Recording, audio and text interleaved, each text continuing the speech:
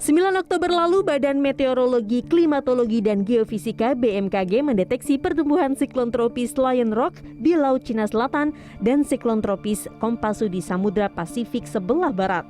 Kedua siklon tropis ini bergerak ke arah barat. BMKG memperkirakan pada tanggal 11 Oktober, Lion Rock akan masuk ke daratan Vietnam, sedangkan Kompasu akan masuk ke Filipina. Siklon tropis atau badai tropis adalah fenomena atmosfer yang terjadi di laut karena penurunan tekanan udara dan pengangkatan uap air secara masif. Akibatnya, daerah yang dilalui siklon akan dilanda hujan lebat dan angin kencang. Lion Rock maupun Kompasu adalah siklon tropis yang masuk dalam kategori 2. Pada tingkatan ini, kecepatan angin yang berada di seputar siklon dapat mencapai 80 hingga 120 km per jam.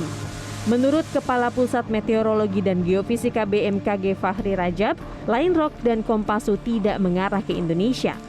Meski demikian, cuaca di wilayah utara Indonesia akan terkena dampak tidak langsung. Tapi yang jelas, baik itu Lion Rock maupun Kompasu ini tidak akan masuk wilayah Indonesia. Itu yang perlu mungkin kami tekankan. Dia bergerak menjauhi Indonesia. Ya, jadi Lion Rock tadi saya sampaikan tanggal 11 akan masuk daratan Vietnam, Kompasu tanggal 11 akan masuk Filipina, dan tanggal 15 akan masuk Vietnam juga. Indonesia hanya kena ekor-ekornya, dampak tidak langsung namanya. Itu pun hanya di bagian utara Indonesia. Dampak tidak langsung itu karena ada siklon ini, maka akan ada daerah pertemuan angin ya di sekitar Aceh, Kalimantan bagian utara, Sulawesi Utara, Maluku Utara. Ya, nah daerah pertemuan angin ini akan berpotensi menimbulkan hujan dengan intensitas sedang hingga lebat. Selain itu, yang perlu diwaspadai juga gelombang tinggi di Laut Natuna Utara, ya, dan juga di perairan Halmahera. Itu yang perlu diwaspadai. Gelombang bisa sampai 2,5 sampai 4 meter. Terkait dengan suhu panas yang akhir-akhir ini melanda Indonesia, Fahri menambahkan, fenomena itu tidak terkait siklon tropis.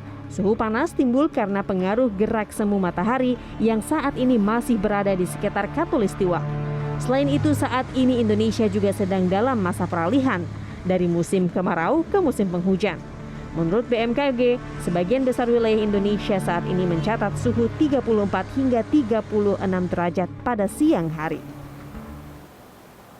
Ya, dari pantauan cuaca di smartphone saya, saat ini suhu tercatat di angka 32 derajat Celcius. Padahal suhu yang nyaman untuk beraktivitas ada di angka 27 derajat Celcius.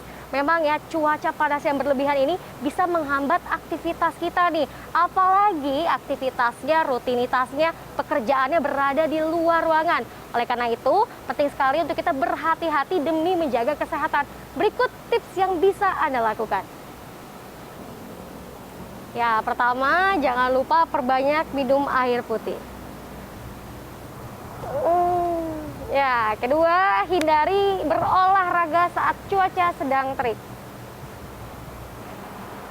Ya, ketiga, hindari minuman berkafein terlebih dahulu karena bisa memperburuk dehidrasi. Jika Anda memang harus beraktivitas di luar ruangan, jangan lupa menggunakan pelindung seperti topi, payung, ataupun krim tabir surya. Tim CNN Indonesia, Jakarta.